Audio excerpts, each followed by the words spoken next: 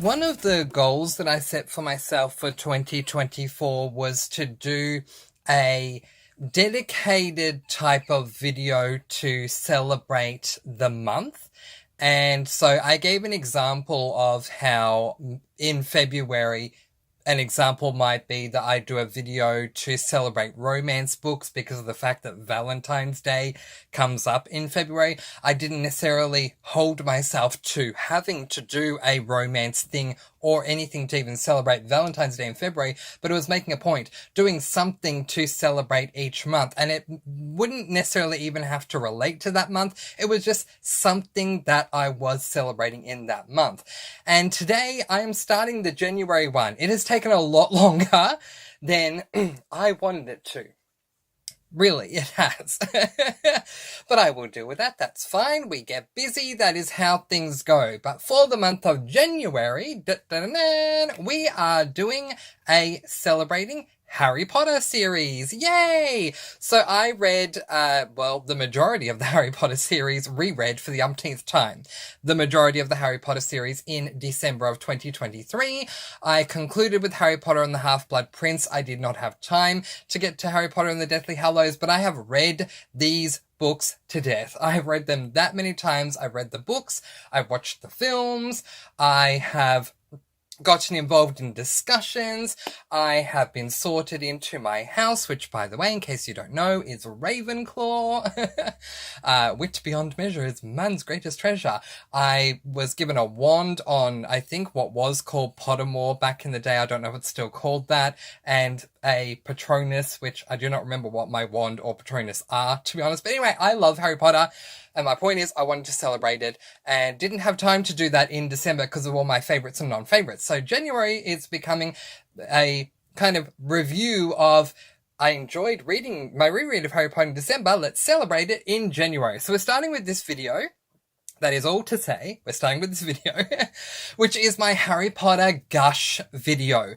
What I'm going to do is I'm going to mention one thing from each book that I want to gush about. It can be absolutely anything at all. It doesn't even necessarily need to be my number one thing that I would gush about in the book. It's just picking something randomly from each book that I want to gush about and celebrate.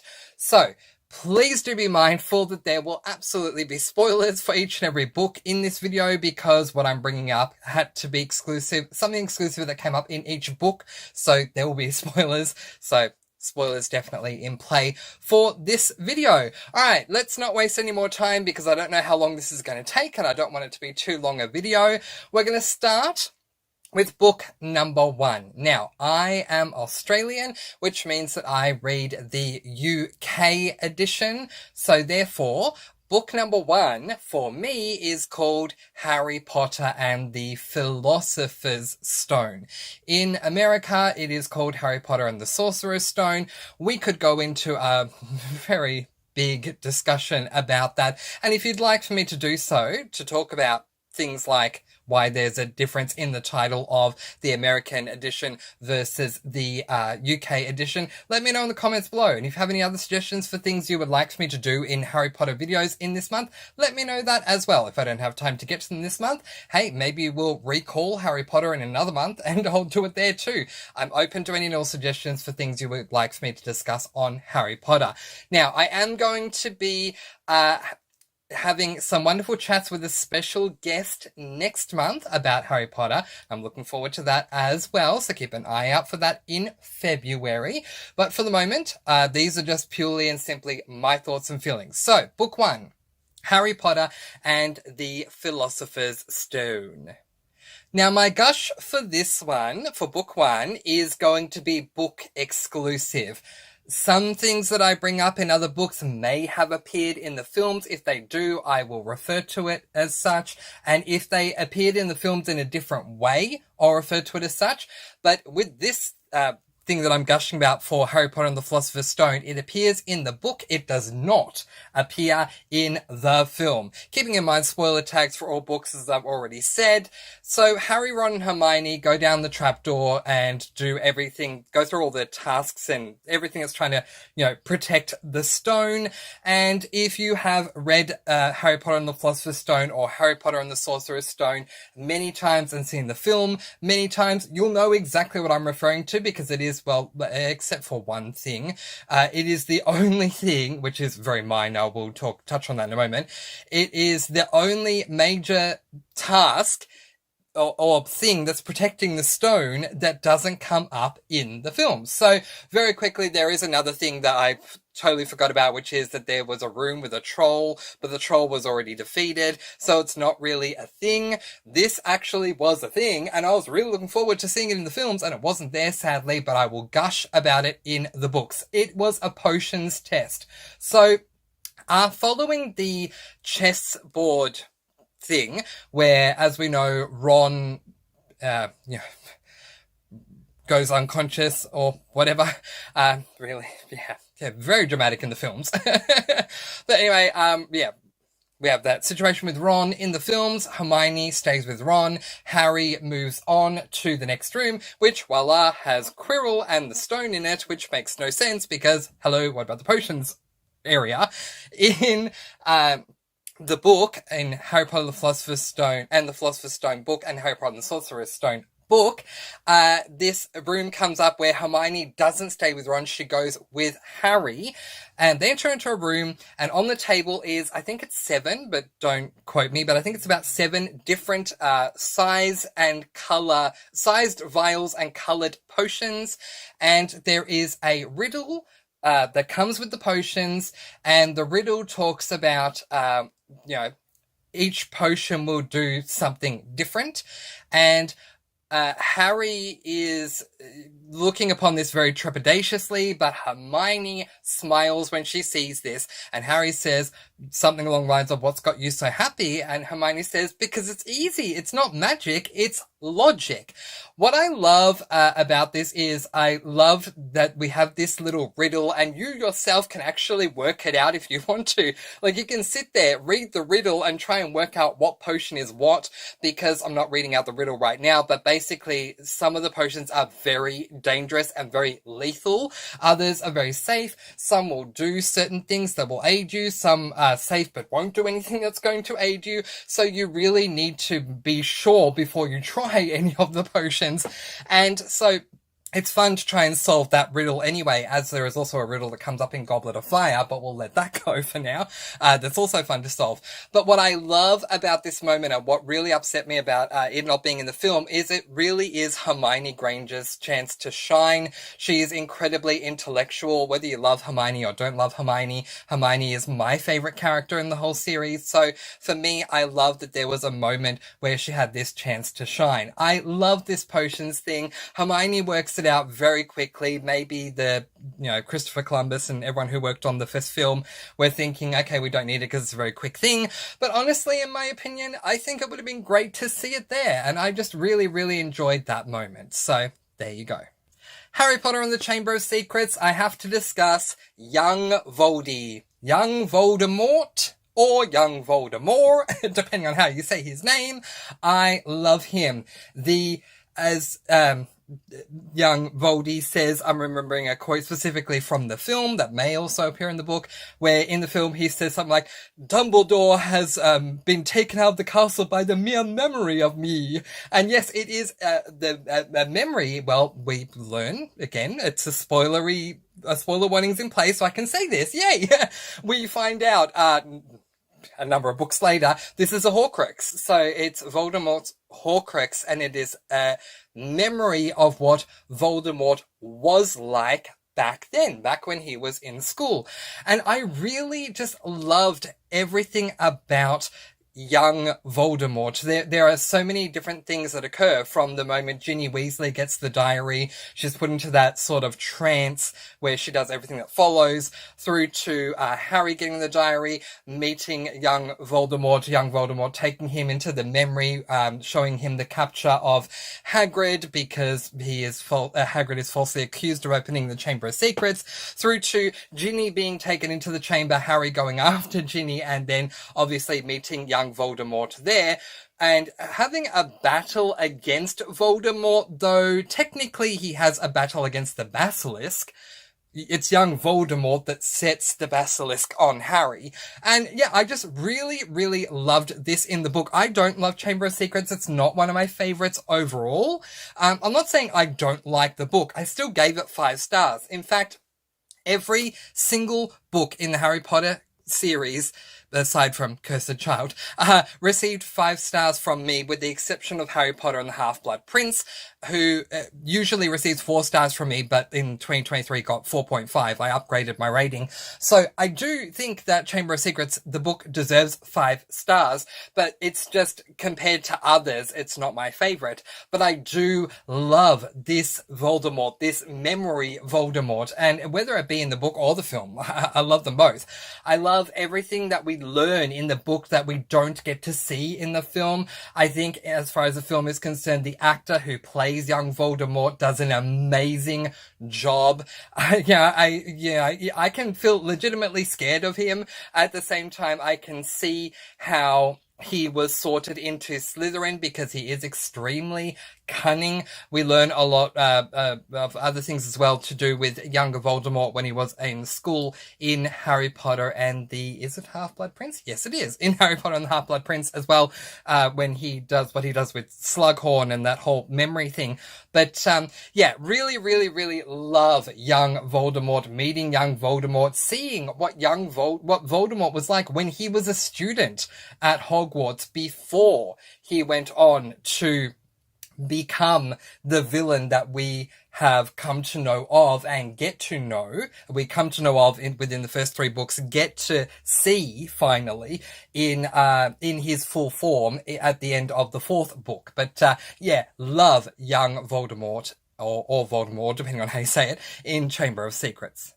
Prisoner of Azkaban, book number 3, is the toughest one for me to pick one thing to gush about. So I'm just going to quickly say that I love that we meet Sirius. I love specifically the moment where Sirius offers Harry the chance to live with him, thinking Harry is absolutely going to say no, and Harry thinking, how lucky am I that this guy who clearly loves me and is my godfather and my parents trusted, I'm getting emotional because I just love this series so much, but anyway, is offering me a place to live. I do love that, so please don't think I don't. But what I'm going to gush about here is the Time Turner.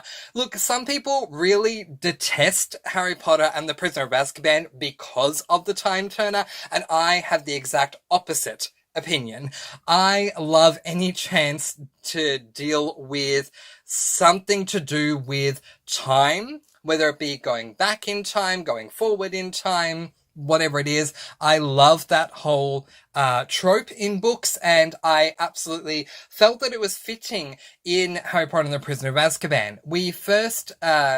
The first time the Time Turner is mentioned, it's not mentioned by name, but you may get an inkling of it on your first read, or from your first reread onwards, you would definitely know, is with Hermione having too many classes, and Ron is trying to work out how in the world Hermione is managing to get to all her classes, especially given that some of them are on at the same time as each other, so it doesn't make sense that she'll be in 2 places at once. So it's great on a reread to reread the book after reading it the first time and knowing what's going on, to then go, oh, because it's the Time Turner, it's the Time Turner. Like, yeah, it makes me happy. But I love that J.K. Rowling decided to use the Time Turner in that integral point where Dumbledore says, and I think I'm more remembering the movie here, but in the movie he's saying more than one life can be spared tonight, and obviously referring not only to Sirius Black but also to Buckbeak, who ends up also being known as Witherwings.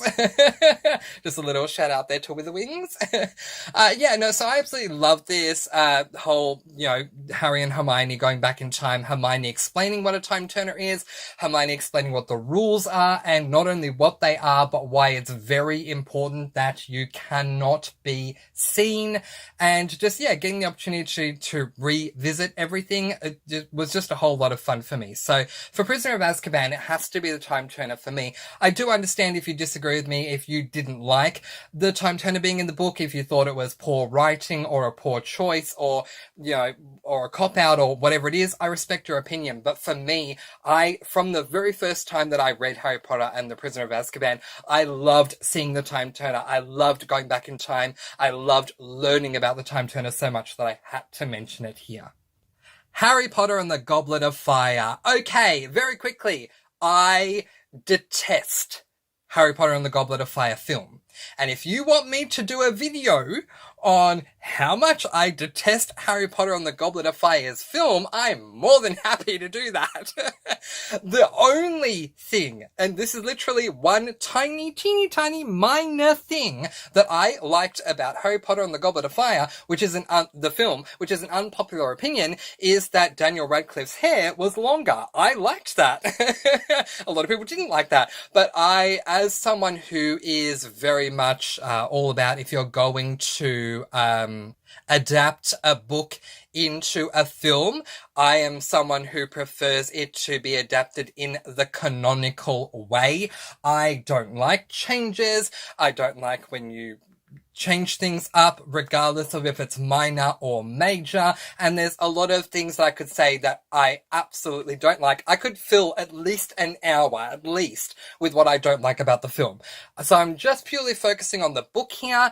And while one of the things that I could gush about here that does not happen in the films but does in the books would be about the fact that J.K. Rowling's choice originally, canonically, was that Durmstrang and Beauxbaton were co-ed schools, and that witches and wizards of both genders did come to Hogwarts, and I loved that, and was very upset that it wasn't in the film, but I do love that it's in the book. I'm not going to go with that. I'm going to be going with something else that was not put into the film, but this was not put into the film at all. And I'm going to generalize it and say anything to do with house elves in Harry Potter and the Goblet of Fire. I absolutely loved. So I could sit here and say, that I'm going to talk about Winky and the fact that I loved being introduced to Winky, and to add to my list of a million things I don't like about Harry Potter and the Goblet of Fire, the fact that Winky wasn't there is definitely one of them. But just house elves in general, because we meet Winky in the beginning of Goblet of Fire, we get to know a bit about her. Because we already know Dobby gets to make an appearance here and there wherever he does. And then someone, I'm trying to remember who. Was it Hermione? Wow, I can't believe I'm struggling to remember who it was. I think it was Hermione, but it might have been Ron. Made their way first to the kitchens, which makes a very big point as well for me, made their way to the kitchens, realized these are where the house elves are, and got the other two in the trio and brought them to the kitchen to see Dobby and Winky and all the other house elves, as well as the kitchen itself. I love this so much. I was so upset about so many things with Goblet of Fire, but the fact that they didn't include the kitchen really annoyed me. In the Harry Potter game, Hogwarts Legacy, the kitchen is included, and it made me so happy, and it may seem like a small thing to you, but I wanted to see the whole Winky thing play out, and part of Winky's story includes her being in the kitchens. The majority of the time they see Winky is in the kitchens. So I was very upset that it wasn't included in the films, but I loved seeing uh, uh, I loved seeing Dobby in Goblet of Fire because, we now find out that Dobby is working for Dumbledore at Hogwarts, which is absolutely fantastic. I love seeing, as I say, the whole character arc for Winky. I loved seeing the other house elves. I loved seeing the kitchen. I just loved everything about the house elves in Harry Potter and the Goblet of Fire. Harry Potter and the Order of the Phoenix. Okay, this may well be an unpopular opinion, but what I'm going to gush about, which may surprise you, is, in fact, Dolores Umbridge. And I'm doing this because casting Umbridge in the book, casting Umbridge in the film, the actress who plays Dolores Umbridge did a great job in the film, but placing Umbridge as a character in that book was pure genius from J.K. Rowling, because Dolores Umbridge is a character that most readers love with a passion, love to hate. And so if you can create a character that your readers are going to have such a passionate, in this case potentially visceral response to, you've done your job well. And so I am gushing about Umbridge because she was the perfect character to go into this book. Now, there are many theories out there, and in a future video I may discuss some Harry Potter theories that I agree with, don't agree with, or find interesting. And there are theories as to why each and every Defense Against the Dark Arts teacher that Dumbledore hires for every year that Harry Potter is at Hogwarts was hired. There's a reason behind it to do with Harry. And the theory with Umbridge goes that Dumbledore wants Harry to see, the Ministry, to see what's going on with the Ministry, the hold that the Ministry have, things like that. Also, power leading to corruption, things like that as well. And Harry definitely sees that through Umbridge. The first time that we meet Umbridge is in the courtroom, but I'm letting that go and jumping straight to seeing Umbridge for the first time at the welcome feast. How, especially in the movies, Dumbledore is giving his speech, and then all of a sudden you hear the hem, and up gets Umbridge to say the speech is going to say about the Ministry, and obviously preceding that with, how lovely it is to see all of your happy faces shining back at me, when no one's smiling. But it's interesting, in the book there is a commentary, and I don't have it word for word, but basically, when Umbridge interrupts Dumbledore and then gets up to make her speech, in the book there is a commentary that says something along the lines of, clearly she didn't know how things were run, how things went at Hogwarts. Clearly she didn't know how things went at Hogwarts. Something like that. And I loved that, because by this point in the series, we know Hogwarts. There are many other things we still haven't explored yet, but we feel like we have a firm grasp of the culture and how things work and how things go at Hogwarts. And one thing that you know is that no one interrupts Professor Dumbledore when he is speaking. You let him say his speech, and then when he's done, then you keep talking. Or if he instructs you to sing, then you can sing. But letting that go. But so the fact that Umbridge just quite audaciously says, I'd now like to say something. Not that she says those words, but basically implies, I'd now like to interrupt you, because I'm Umbridge and I can do that. Through to the absolutely bizarre and, yes, incredibly torturous, unfair, gruesome. There's many words you can attach to this, but I'm choosing to use the word bizarre. Bizarre punishment she has for Harry when he writes out, I must not tell lies, and then that appears as scratches on his forearm. Very bizarre, because obviously no other teacher would do this. Obviously because, of the whole torture aspect that comes with that, but it's just not the norm for a detention. Okay, I get that, there is a detention where they go into the Forbidden Forest, don't get me wrong, and that has been called into question many times by readers, so I understand that, that's not the norm either.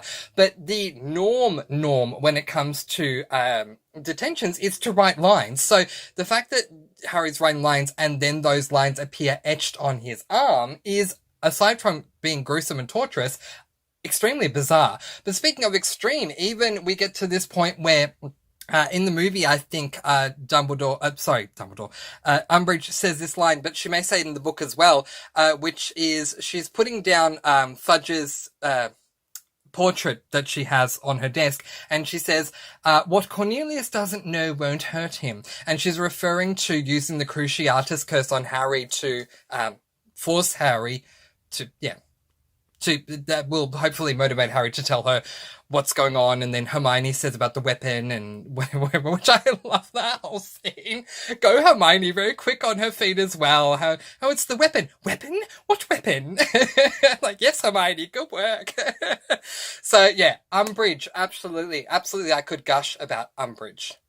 There aren't really a lot of things that I would want to gush about, particularly with Harry Potter and the Half-Blood Prince, but one thing that comes to mind, again, that was not in the films, is the memory of Voldemort with Hepzibah Smith. This gives us a ton of world building. Not only, so it's like a dual perspective of world building, in that we not only get to learn of two potential that turn out to be actual Horcruxes. At the time we're thinking they're potential, but then we learn later that they are actual Horcruxes. But we also get world building about so we get to see the cup and the locket. So we get let's clarify this. We get Hufflepuff's cup and Salazar Slytherin's locket, and so we are not only learning that these two things may potentially be a Horcrux at the time that we see the memory, but we're also learning that Helga Hufflepuff's family had a cup, Salazar Slytherin's family had a locket, and apparently at the time, from what Hepzibah Smith is saying, they are filled with their own magical properties. I loved this whole conversation, from how charming Voldemort was to Hepzibah Smith, that she just can't help but spill all her secrets anyway, through to learning about these objects. So that's what I would go for, because there's not a lot I really want to gush about with Half-Blood Prince, but I do love that scene, and I really don't get why it wasn't included in the film. Harry Potter and the Deathly Hallows is going to be an unpopular opinion again, but what I'm gushing about in Deathly Hallows, it's also something that didn't show up in the film, is Harry and Luna going to Ravenclaw Tower to find the diadem. Okay, being a Ravenclaw, I was very upset, as I'm sure Hufflepuffs out there are as well, that I didn't get to see my house at all in the films, and it really annoyed me. But also, I didn't get to see anything to do with my house at all in the books, because, as we know, in Book 2, we go to the Slytherin Common Room. So why do we not go to the Ravenclaw Common Room in other books, or even the Hufflepuff Common Room? I wish we could, for the world building.